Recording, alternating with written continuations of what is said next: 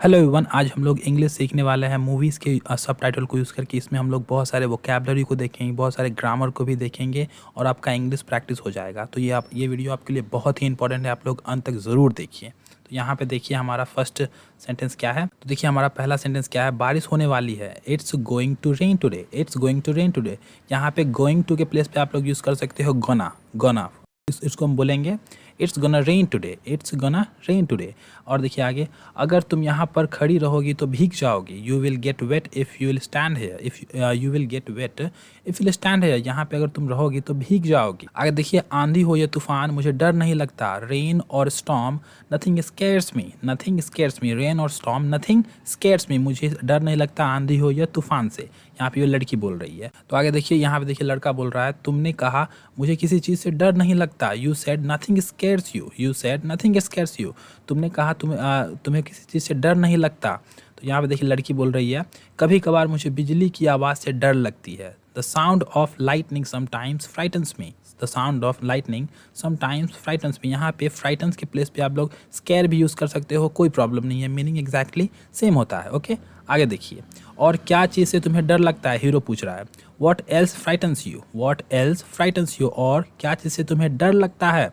आगे देखिए लड़की बोलती है, मैंने कहा मुझे किसी चीज़ से डर नहीं लगता। I said nothing scares me, I said nothing scares me, मुझे किसी चीज़ से डर नहीं लगता। आगे देखिए लड़की बोलती है, मैं आजकल की लड़की हूँ। I am a girl of today, I am a girl of today, मैं आजकल की लड़की हूँ। यहाँ पे देखिए, और मैं पुराने ज़माने का हूँ। लड़का बोलता है, मैं पुराने ज़माने का हूँ। And I am of old era, and I am of old era, मैं पुराने ज़माने का लड़का हूँ। यहाँ पे देखिए लड़का लड़की के हाथ पे हाथ रखता है, हीरो बेसिकली डालता है लड़की के हाथ पे। तो यहाँ पे देखिए लड़की बोलती है, अपना हाथ हटाओ, अपना हाथ हटाओ। Take your hand away, take your hand away, अपना हाथ हटाओ।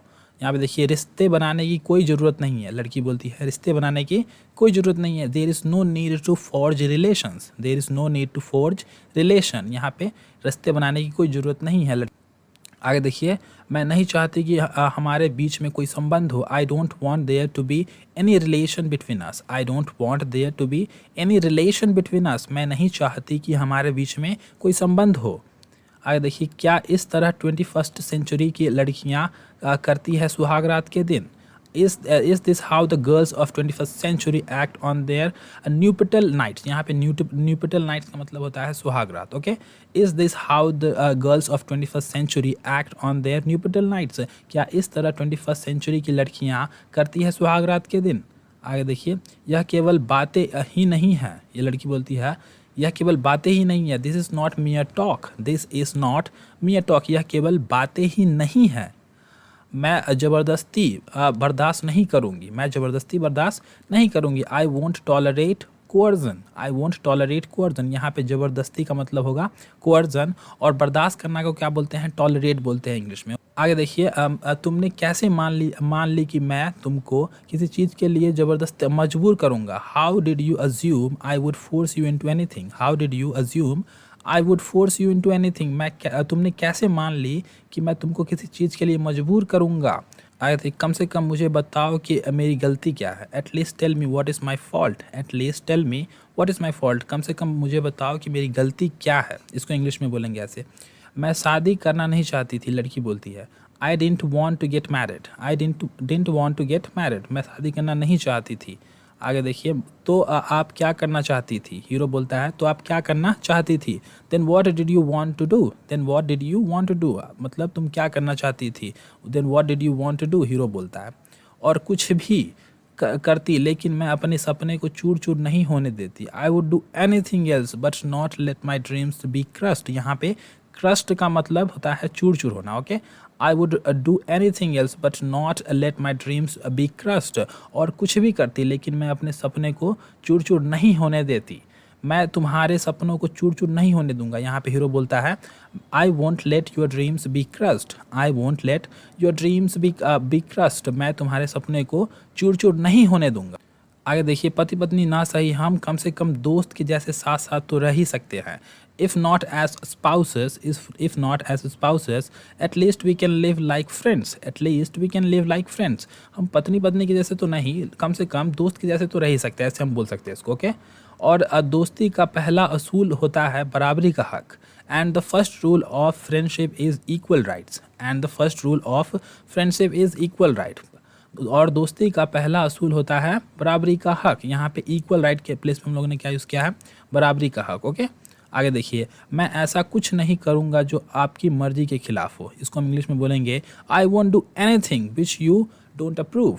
I want do anything which you don't approve. मैं ऐसा कुछ नहीं करूँगा जो आपके मर्जी के खिलाफ हो। ओके, और आप भी ऐसा कोई काम नहीं करना जिससे मुझे दुख पहुँचे। इसको बोलेंगे neither should you do anything, neither should you do anything that will hurt me, neither should you do anything that will hurt me. और आप भी ऐसा कुछ काम नहीं करना जिससे मुझे दुख पहुँचे। आगे देखिए, धीरे धीरे आप मुझे जानेंगे और मैं आपको समझूंगा। इसको बोलेंगे gradually you will know me and I will understand you.